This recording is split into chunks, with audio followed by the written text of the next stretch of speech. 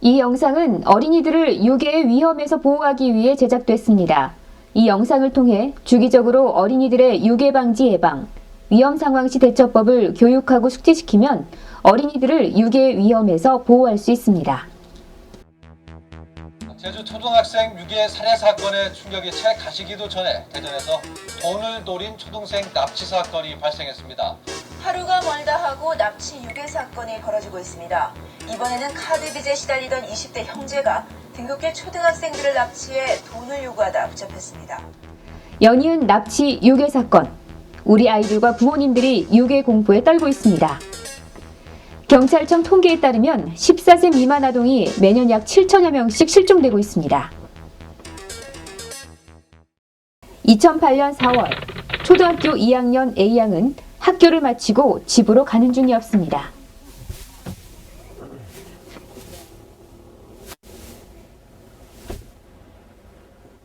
얘야, 아저씨 아빠 친구인데 집에 데려다 줄게. 같이 가자. 응? 같이 가자, 일로 와. 싫어요. 응, 같이 가. 싫어요. 아, 같이 가. 괜찮아. A양은 낯선 남자들이 잡은 손을 뿌리치고 있는 힘껏 같이 가. 도망쳤습니다. 다행히도 낯선 사람에 대한 대응법을 배운 대로 행동해 납치 위기를 모면할 수 있었습니다. 2008년 3월 하교하던 초등학교 3학년 B양. B양이 엘리베이터에 타자 낯선 남자가 따라탔고 문이 닫히자 B양을 마구 폭행했습니다. 엘리베이터 문이 열리자 B양을 끌어내려 납치하려고 했지만 B양의 비명 소리를 듣고 아래층에 사는 사람이 올라오는 소리에 납치범은 도망을 쳤습니다.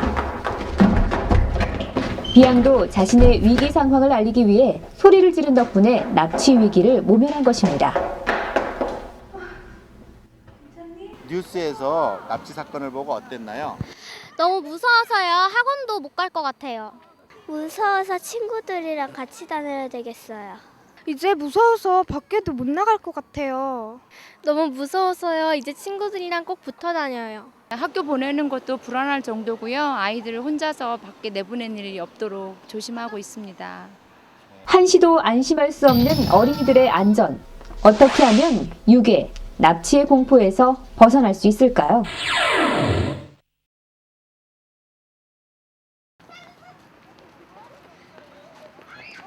예은아, 이리 와봐.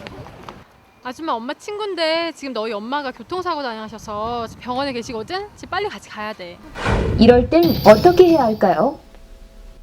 정말요? 엄마한테 전화 좀 해볼게요. 우선은 엄마에게 바로 전화를 해 정말 아픈 상황인지 확인해야 합니다. 엄마!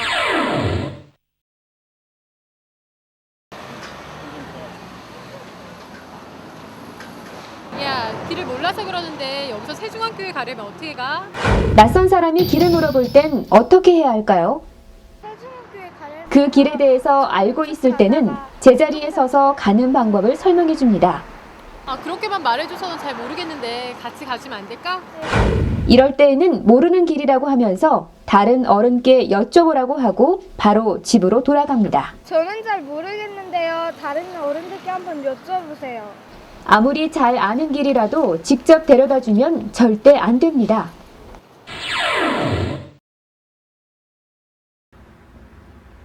엘리베이터에 타려고 할 때 낯선 사람이 있으면 다른 사람이 올 때까지 기다렸다가 탑니다.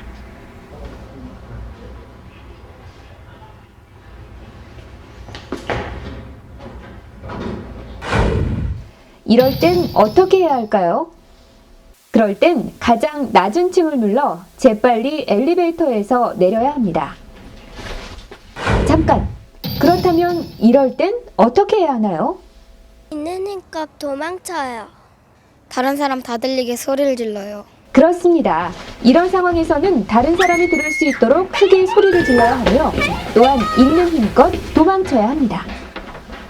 어린이가 위험에 처했을 때 소리를 지르거나 도망가라고 해도 어른보다 힘이 약하기 때문에 더 위험해지는 경우가 많습니다. 그런 상황을 대비해 평소 호루라기를 몸에 지니고 다니다가 위험 상황에 처하면 호루라기를 불어 주위에 도움을 청하는 방법도 있습니다.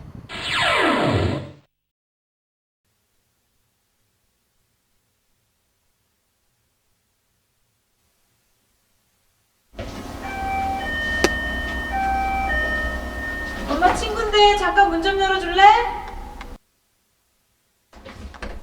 누구세요? 낯선 사람이 문을 열어달라고 할 때에는 어떻게 해야 할까요?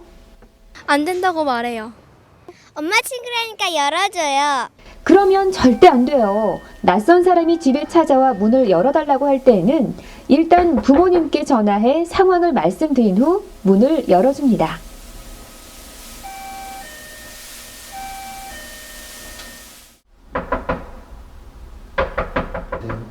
안 돼요. 엄마가 열어주지 말랬어요. 부모님과 통화가 되지 않았을 때에는 아무 말도 하지 말고 낯선 사람이 갈 때까지 기다립니다. 낯선 사람이 간 것 같다고 문을 열어봐도 안 되는 거 알죠? 부모님께서 들어오실 때까지 기다려야 합니다.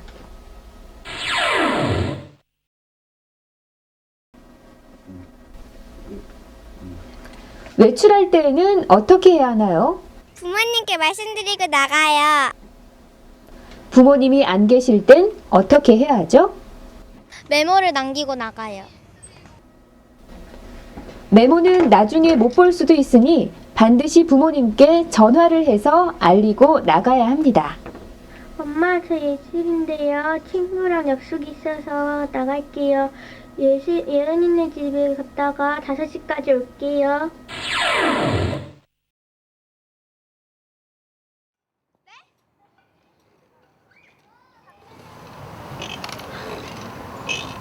안녕하세요, 아저씨.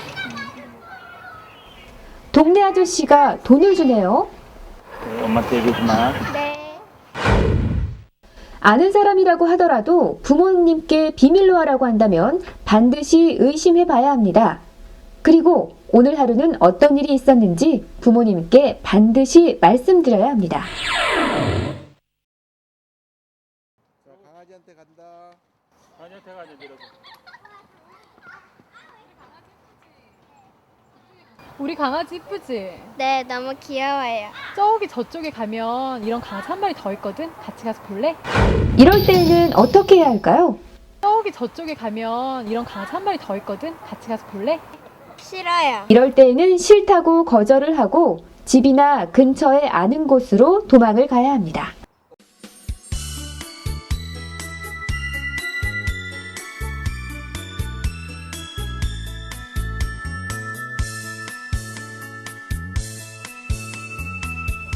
집 밖, 학교 밖, 그리고 부모님과 떨어지는 어린이는 항상 위기험에 노출되어 있습니다.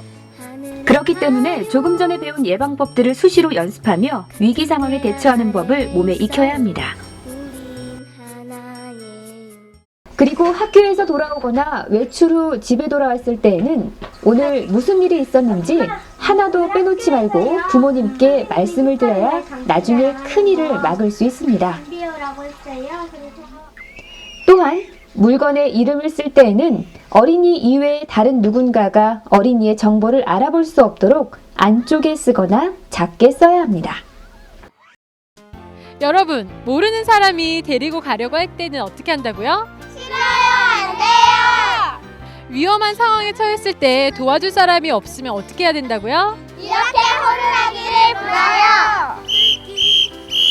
언제 어디서나 도사리고 있는 어린이 유괴 위험. 조금만 한눈을 팔아도 불상사를 당할 수 있습니다. 예방법과 대처법을 반복해서 훈련받고 항상 기억하고 있어야 불상사를 피해갈 수 있습니다.